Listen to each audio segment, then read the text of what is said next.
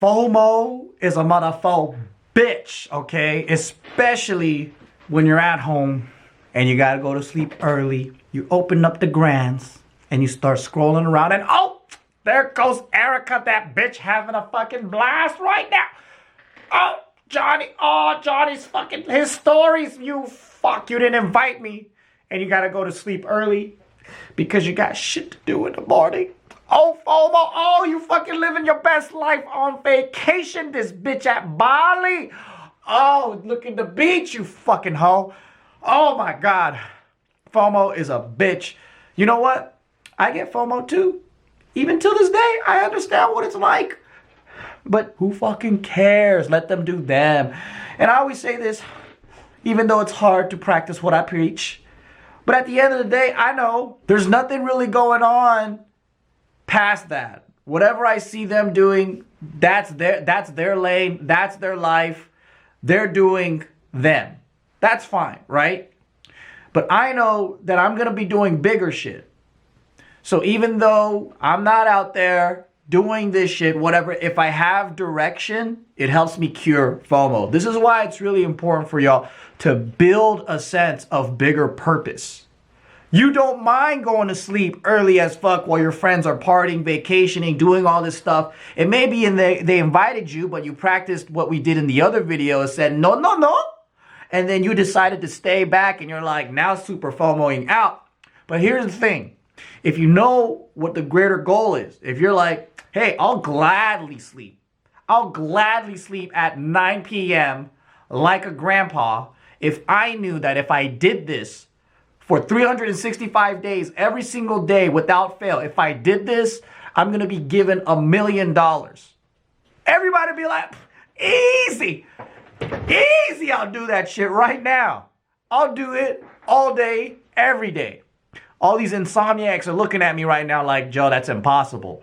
But most people will say, easy, I'll do it, because they have a bigger purpose, right? By the end of this year, I'm going to get $1 million freaking dollars. Now, I'm only using money because that's what most people see the excitement and value in.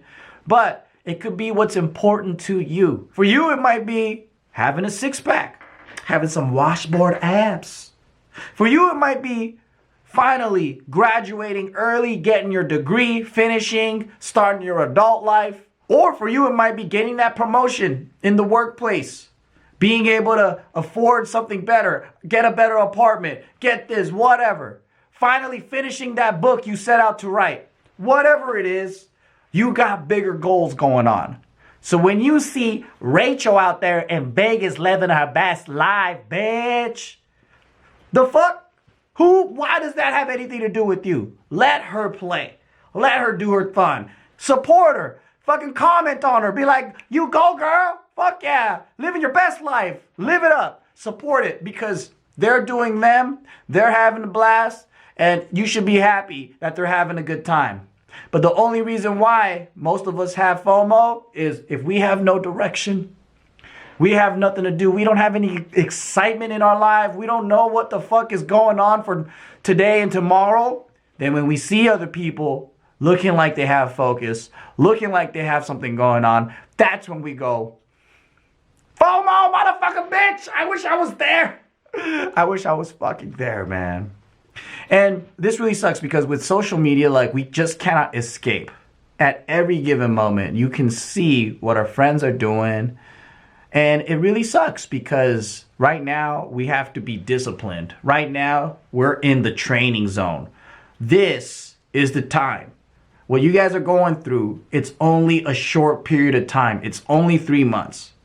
But it's going to give you so much value for the rest of your lives. You stick with this, you're going to come out stronger, better, more mature. It's going to make you a lot better in your mind, in your heart, everything.